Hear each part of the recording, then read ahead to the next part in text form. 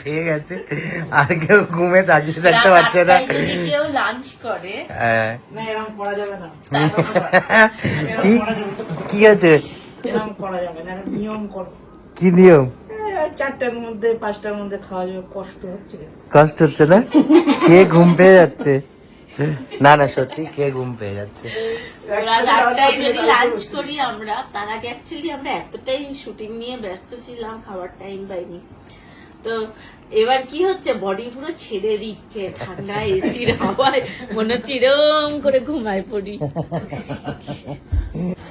So finally pack up হয়েছে এখন, মানে খুশি খুশি? আমি বাচ্চা হ্যাঁ মানে এ তো পারলে মানে এক্ষুনি ঘুমিয়ে আত্মরা পড়ে। হয়ে শুটিং করছি, মানে আমার বডি চলছে, মন আত্মা চলছে না। প্রিয়তোষ কি অবস্থা? কি অবস্থা? Pack up? কে খুশি এবার? খুশি হয়ে বাবার কি মানে? হ্যাঁ একটা মনে কিন্তু খুশি খুশি ভাব, বলছে না না খুশির কি আছে আর, এতক্ষণ চাইছিল কখন প্যাক আপ হবে। আবার তুমি এটা খাচ্ছ? হ্যাঁ এক্ষুনি না হাঁচি দিচ্ছিলে? আরে বারবার বাইরে থেকে এসিতে ঢুকছি, ওই জন্য হাঁচি হচ্ছে, এত ঠান্ডা লেগে গেছে। আহারে। আর স্বর্ণ বলেছে 2 দিনের মধ্যে স্বর্ণ জ্বরে পড়বে। হ্যাঁ। গা পুরো স্বর্ণর মানে ভিজে চেপা যাচ্ছে ওর গেঞ্জি, সেই অবস্থায় ও এসে এসিতে ঢুকছে বারবার করে বারবার করে বারবার করে। মানুষ তো নয় গায়ে গেঞ্জিটা খুলে ঢোকে, নয় গাটা মুছে ঢোকে, ওইভাবে ঢুকছে আর হাঁচি দিতে দিতে মুছছে।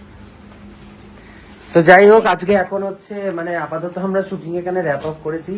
অবস্থা খুবই প্যাথেটিক, এখন বাজছে 9:30, 9:35 অলমোস্ট। এখনো 8 ঘন্টা কাজ হতো কিন্তু মানে আর পেরে ওঠা যাচ্ছে না। আজকে প্রচন্ড গরম এবং খুব ক্লান্তি চলে এসেছে। আসলে প্রচন্ড ঘামলে যেটা হয় আর কি, ক্লান্তি চলে আসে।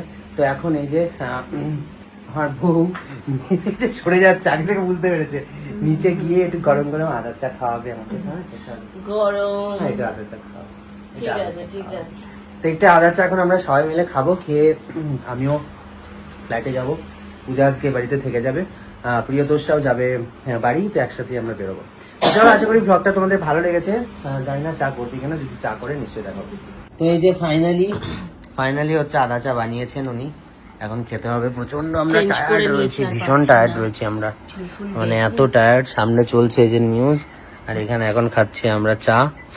সবকিছু যেন ভালো হয় ভগবানের ইচ্ছায়, কারোরই যেন কোনো ক্ষয়ক্ষতি না হয়। যা পরিস্থিতি, কারোরই যেন কোনো ক্ষয়ক্ষতি না হয়, সবটা যেন ভালো থাকে, সবাই যেন সুস্থ থাকে, সেটাই আমরা এখন প্রার্থনা করছি গডের কাছে।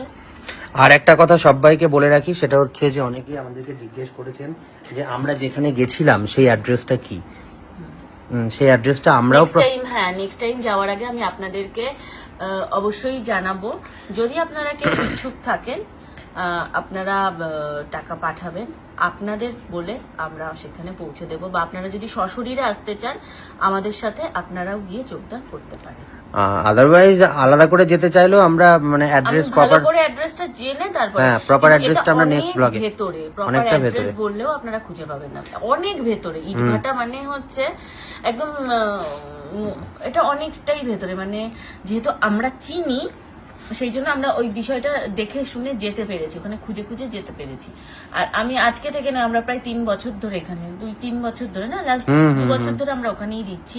আমি দিদি দেয়, তো যার জন্য ওই জায়গাটা আমরা ঠিক চিনি, লোকেশন আমরা চিনে গেছি, কিন্তু লোকেশন আপনাদেরকে ওইভাবে আমরা বলতে পারবো না, ওই অ্যাড্রেস, প্রপার অ্যাড্রেসটা। তো যাই হোক, যদি আপনারা কেউ ইচ্ছুক থাকেন, আমরা অবশ্যই নেক্সট টাইম যাওয়ার আগে একটা নোটিফিকেশন, একটা অ্যানাউন্সমেন্ট আপনাদেরকে করব, আমরা জানাবো। আপনারা যারা যারা যদি মানে সশরীরে যেতে চান আমাদের সাথে যোগদান করতে পারেন। যদি কেউ বলেন যে না দিদি আমি যেতে পারছি না, আমি কিছু টাকা পাঠাচ্ছি, তোমরা আমাদের হয়ে দিয়ে দিও, তো আমরা সেটাও করব। আপনাদের নাম, ঠিকানা, সবকিছু, আপনারা কত টাকা পাঠিয়েছেন সব প্রুফ সমেত আমরা তাদের হাতে তুলে দেবো। আপনারা যা দিতে, খাবার দিতে বললে খাবার দেবো, টাকা তুলে দিতে বললে টাকা তুলে দেবো। কিন্তু ওখানে টাকা তুলে দেওয়াটা হয়তো অ্যালাউ করবে না, যেহেতু ওখানে মালিক আছেন, ইট ভাটার যে মালিক আছেন, তো ওদেরকে খাবার দেওয়া, জামা কাপড় দেওয়া এই অবধি অ্যালাউ আছে।